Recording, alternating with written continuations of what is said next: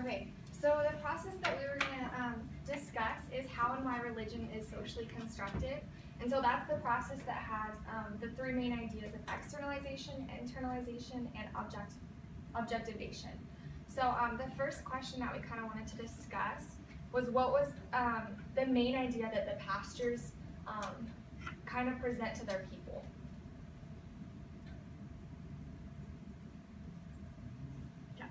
I think the main idea they present is that the scriptures are literal, and so when they say to take up the serpent, they actually need to take up the serpent, and the idea that your faith will save you, even though it's like a mortally dangerous sort of activity.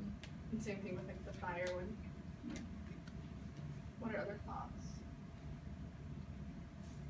I thought it was interesting how they kind of think that if God would have it that like they get bit or that it hurts or whatever, that that's the way it was supposed to be. So they didn't like question. Yeah, so whoever decided to first take that scripture literally presented that to the people, externalizing it. And as we can see, there's people who did end up believing it, and they have multiple churches. So it's an interesting way to interpret it. So the next question we have is, what are the people perceiving? What is it that the people are perceiving as reality in this church? Like, for example, they felt that God will protect them from the serpents unless it's their time to go.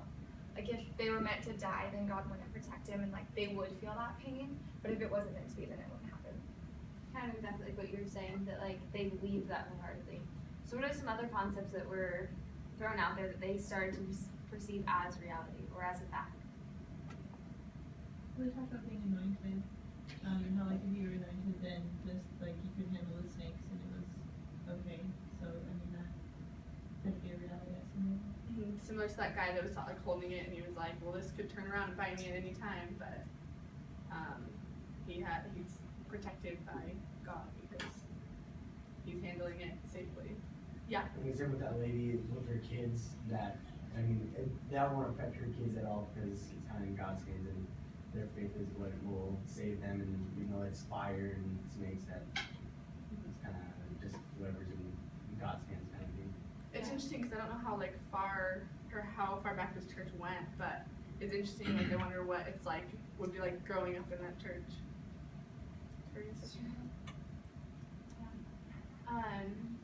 It was just, I kind of really like what she said though. It was like, well, if God's in it, there's no harm in it, kind of thing, and just like how fully she had internalized that. So because obviously that's part of the social construction, is like internalizing it and actually believing and practicing it, and like you could see evident from her comment that like she really had like internalized it, was her reality now. So why do you guys think people are able to accept that religion? Because to us, I feel like it seems a little crazy. But how do you feel like that would be appealing, or people would be able to internalize that?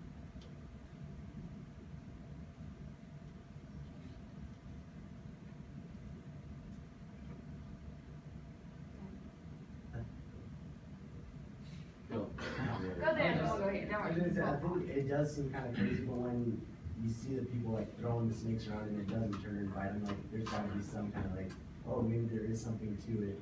And so I'm sure for the people that first come to it, they're like, wow, like there's got to be something because they're not dying and they're not getting bitten and everything at this time at least. So. Yeah, that's a really good point. But when the lady's like physically shaking him by her leg and he doesn't bite her, like when I saw that, I was like, okay, yeah, like that is really crazy that he's not biting him.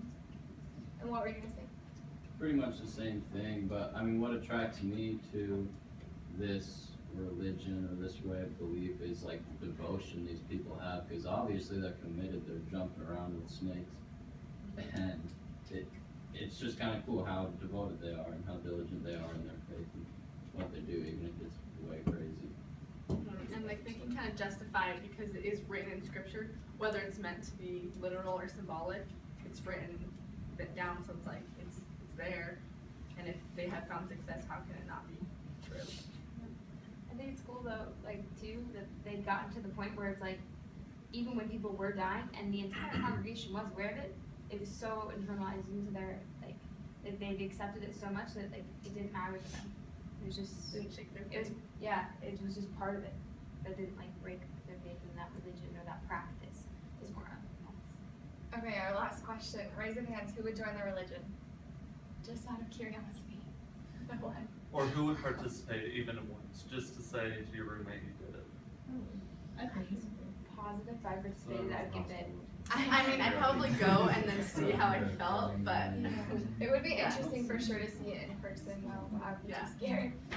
are there any other thoughts though about it, about the church, or about the process? Awesome. Thank you guys.